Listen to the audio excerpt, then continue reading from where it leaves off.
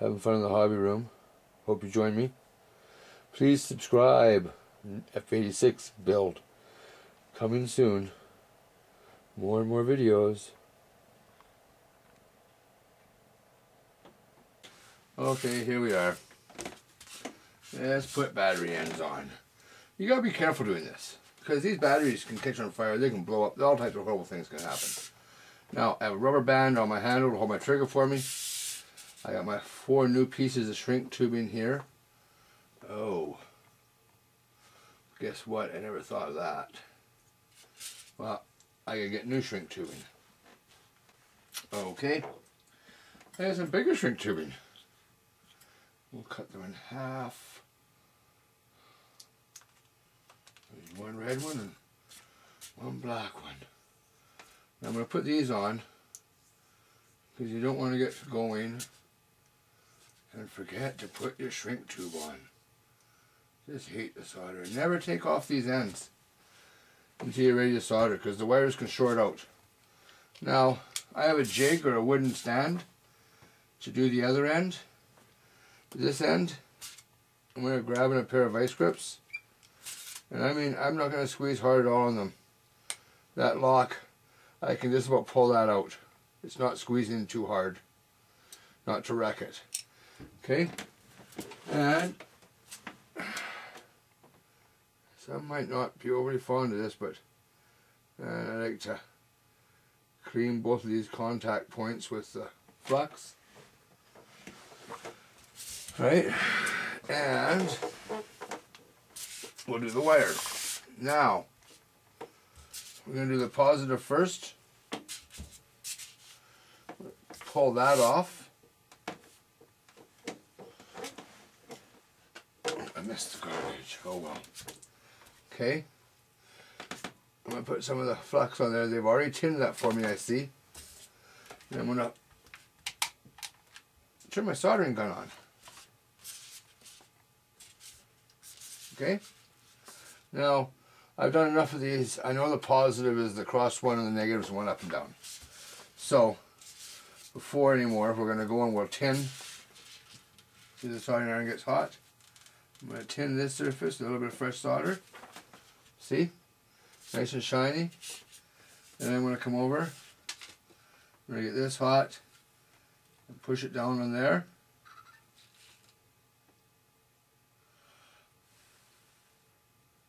Now, I don't recommend you ever hold these red things with your fingers. They can get really hot and burn you. But there we go. The positive line is soldered on really good. Let it cool a little bit. Now, before I go any further, I'm going to put the shrink tube up here, and I'm going to shrink it onto the positive line, so there's no way that I can get the positive and negative leads of this battery to short out. That's the last thing we want to happen. Okay, so now that I've got like the cap back on the positive, I can go and pull my negative off. Okay, I have my shrink tubing on. And remember, grab these, but grab them really loosely. There's no need in breaking these things. These vice grips sure could break them. Okay, so I've got it held a little bit. This is the side I put the... Oops. I guess maybe I should solder to this side. Okay, so I'll turn my soldering gun on. See, this is a spring that I use as an auto. And I'll tin this first. The soldering gun heats up quick. Okay, so I got a good layer on there. I got a little flux on their joint. I get a little fresh solder on the tip. I'm going to come in here. Press that negative one down. Get that prong heated. Pull it away. Let it cool. Now be careful. I don't know if you guys know, but I work as a chef, so sometimes these hot things don't bother my fingers like they would normal people. But sometimes you might want to hold this wire with a pair of pliers, because these really good silver wires they have on here, they get hot really fast. Okay, now get that negative one over there. Sweep that on. And I got one of my 5,000 milliamp 3 cells I can charge now. Get it closer. And there we go. A nice end, secure end on my battery. Okay, now if I look at the order instructions, okay, it goes doing the front end, putting the landing gear in, then putting the two together, then putting the fan in. Well, I already got the fan in. Okay? Because they show putting the fan and the ESC in after you've got this all glued together, which would really be a pain in the butt. Now they show you to glue the wing together, then they show you to put all the stuff in the wing. But I think we're going to go and we're going to put the retract landing gear, we're going to cut the flaps in, and we're going to do the ailerons. We got it out to the two wings. You see, they show putting the rudder in, it's a vertical on last. There's no way I could have got wires inside if I had done that. Oh well. Everything works now. Out of order a bit, but let's go back. We'll start this. Okay, here, can we fit it in? No, not quite, eh? Okay, well here's the wing. Yeah, it's sort of cool. I almost broke a piece, so they had this double-sided sticky tape on. They stuck this stuff in with. Holy moly. It's overstuck in, okay? I'll say that right now.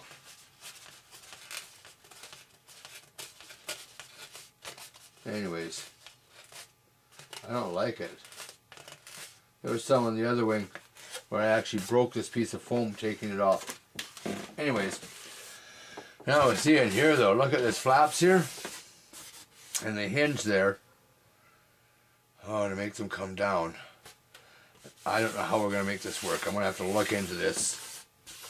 That's going to be interesting because you see up here, it's all this. So I believe I'll have to do the retracts first, put this plate on, get all this glued in nice, then cut my flaps out.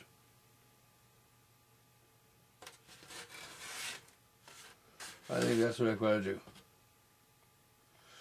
Unless, no, because they have real flaps. See, that comes out just about over the landing gear, holy moly.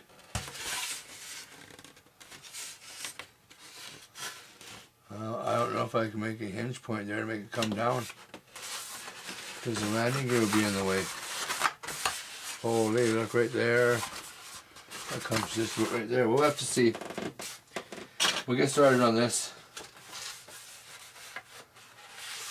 I don't know what we'll do first.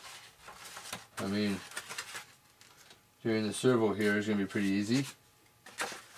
I use a Metal Bureau servo. And for here,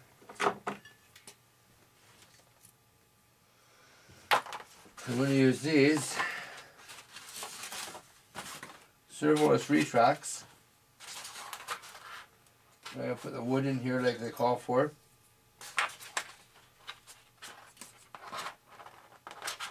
Just a little bit of trimming to get the retract to fit.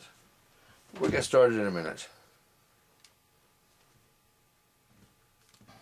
Well, first things here, before you start gluing anything, double, triple, and quadruple check. Now this just is not going to fit. So from there,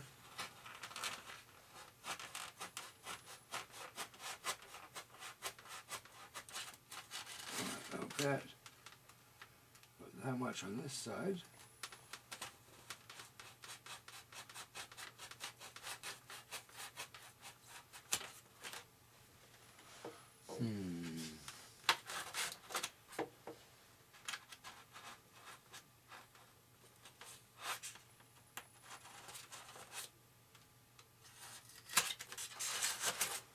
A little bit.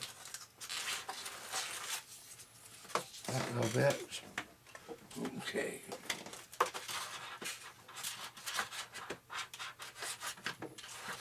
It's catching. Let's see what's catching.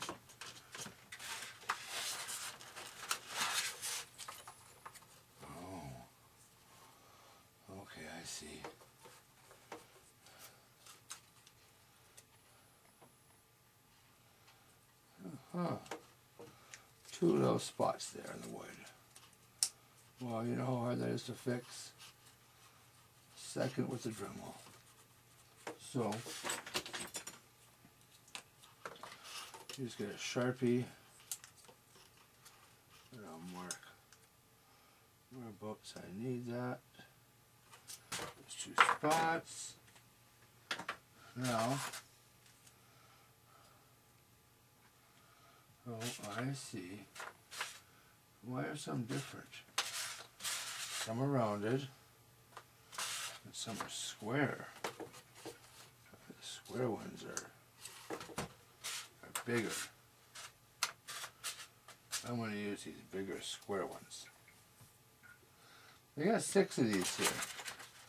I really don't know why, because at the end, look through the whole instructions, they really only need 2 of them.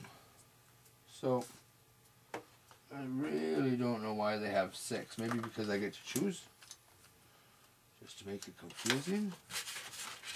I'm not sure, but maybe I want to raise the gear, but I know that I can't raise the wing because you want the wing to be a little low in the back and the tail to be high. But hang on, I'm going to use a Dremel. It's all noisy. I'm going to grind this part up with the Dremel.